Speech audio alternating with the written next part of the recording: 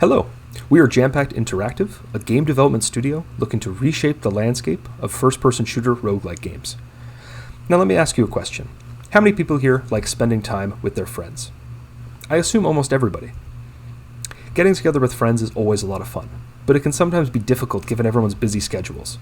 Just the other day, my team and I were thinking of playing some games, but we wanted to play something a bit more casual, not going head-to-head against other players. After looking for a while, we were left wondering why there are so few games to choose from. You're forced to play either campaigns, not all of which are cooperative, or multiplayer, which often cultivates a competitive environment that can ruin the experience for a lot of players. This problem persists in the roguelike subgenre. In a roguelike game, if the player is defeated, they lose all of their progress and must start the game again from scratch. On Steam, there are only 6 cooperative roguelike shooters currently available, and these games are all lacking in key areas, either poorly fitting art or unintuitive gameplay, that we know we can improve on. Enter Avanzar, a brand new cooperative roguelike shooter that brings new life to the genre and fills a neglected niche in the market, introducing innovative level generation and itemization techniques that differentiate the game from its competitors. Avanzar offers the complete experience, both stunning visuals and depthful, satisfying gameplay. And now, here's an exclusive sneak peek at Avanzar. So Avanzar features fast-paced movement. Here we can see that fast-paced movement and responsive to make Avanzar so fun while still keeping up the intensity compared to the other games, and also incorporating the Incan and other Mesoamerican feel and the atmosphere into the game environment. Avanzar is a 1 to 3 player roguelike FPS game where you and your friends will travel through procedurally generated levels and face off against the Guardians of the Temple. You'll grab weapon mods to improve and augment your weapons and level up to gain passive upgrades. Behind the game is a team of 6 skilled and dedicated game developers.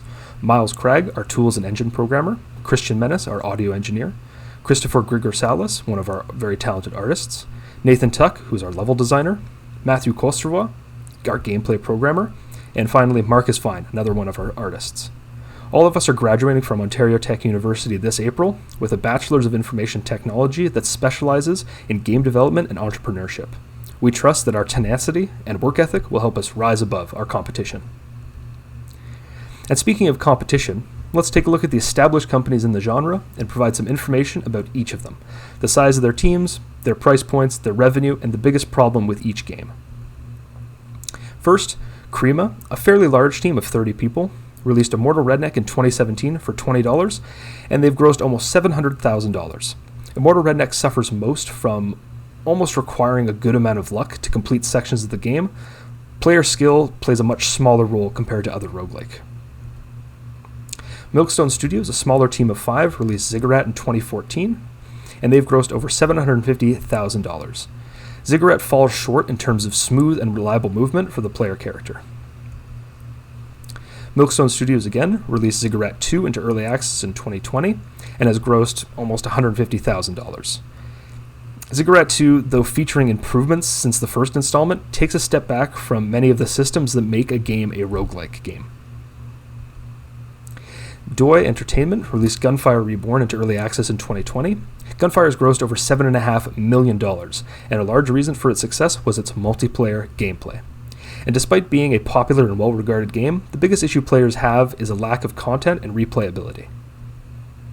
And finally, we have Jampacked Interactive with Avanzar. Coming into early access later this year, Avanzar features impressive visuals, captivating cooperative gameplay, and a strong community presence.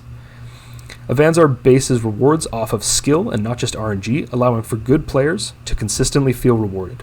Avanzar also features an intuitive and responsive movement system, roguelike elements added and focused on to ensure a good experience, and we are also adding significant amount of content such as our weapon mods and passive upgrades for replayability, thus addressing the major issues we have identified with our competitors.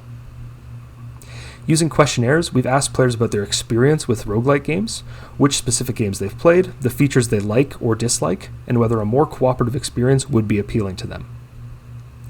The main takeaway from these surveys is that half of players want more cooperative gameplay in roguelike games, confirming again why Gunfire Reborn was so successful. The majority of our marketing will come from our social media campaign, mainly through Twitter, Discord, and YouTube. This will increase interest in Avanzar and community engagement, and this will also continue following the launch of Avanzar to cultivate customer relationships within the community. Also, it's all free. We'll be distributing the game through Steam, the largest video game marketplace, and the best way to increase awareness and viewership of our game at a minimal price. As of 2020, the video game market is valued at $167 billion worldwide, and is projected to grow at a rate of 8.2% between 2020 and 2027, and an estimated 2% of that market is the roguelike genre. Our target demographic is players aged 18 to 34, which makes up about 38% of the total market.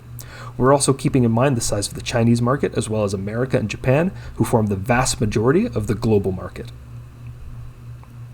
The funding of Jampacked and Avanzar will be supplemented with contract work during development to cover both personal and business expenses. Group contract earnings will be used toward the studio's budget, while individual contract work will be used to allow individuals to support themselves while developing the game. We've also looked into additional funding opportunities such as the Ubisoft New Indie series, FIG, Indiecade, and a few others.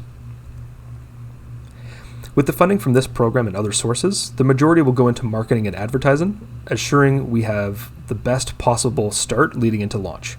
Software licensing will also take up a decent portion. Programs like Unity, Fmod, and Steam will take an aggregate cut depending on how many units we sell. So depending on how many copies are sold, some of the licensing budget may be used for marketing and vice versa. Given the low amount of funding our studio will need, due to us working side jobs while developing the game, the initial investments for the company from a financial standpoint will be relatively low. We have looked at key release times in the year to help increase the chances of getting sales. For example, avoiding the usual AAA release window of September to November when most larger titles are released. Additionally, we have some success metrics and key performance indicators that, if reached, will translate to success upon release. These success metrics involve 10,000 wishlists on Steam, essentially accounts on Steam indicating they want the game, 5,000 views per post on Twitter nearing the release of the game, and 25,000 views on YouTube for Avanzar's release trailer. In the fall of 2020, we thought up the core concept for Avanzar and started designing. Nearing the end of 2020, we were working hard on prototyping and designing. In the spring of 2021, we took home the Best Art Award at GameCon, which is Ontario Tech's end-of-year video game competition and convention. And this past summer, we took part in the incubator program to further improve our company and continuing work on the game. Throughout the course of the winter term, it was difficult at times with assignments, tests, and part-time jobs, all while developing the game and business. However, we have been able to successfully incorporate as a company and develop our game's MVP demo, all while completing a full course load. By the end of this month, we'll be launching a demo of our game, and at the beginning of the summer, we'll be rolling out our Kickstarter campaign. By July of 2022, we'll launch our early access, which just means opening sales to the public while the game is still being finished at a slight discount. And by the end of the summer, we'll be releasing the final version of our game for sale. After Avanzar's launch, we're planning on spending the initial few months on support and bug fixes that will more likely occur following the initial release of the game, and we will also be spending some time creating additional content to be added at a later date. Later in 2022, Avanzar will receive its first content update, bringing in new enemies, bosses, locations, and weapon mods.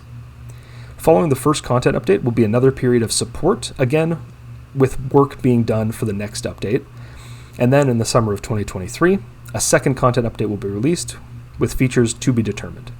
These content updates will help keep the player base satiated and sustain the game. Be sure to check out our demo, available now on our store page at itch.io. We'll have a link at the end of the presentation. And we're currently live on Steam, so add Avanzar to your Steam wishlist. We're very excited to share this opportunity with you and look forward to providing players with that captivating and cooperative adventure that they can enjoy with their friends. Keep up to date with any and all Avanzar news and updates from our social media, and thank you so much for your time.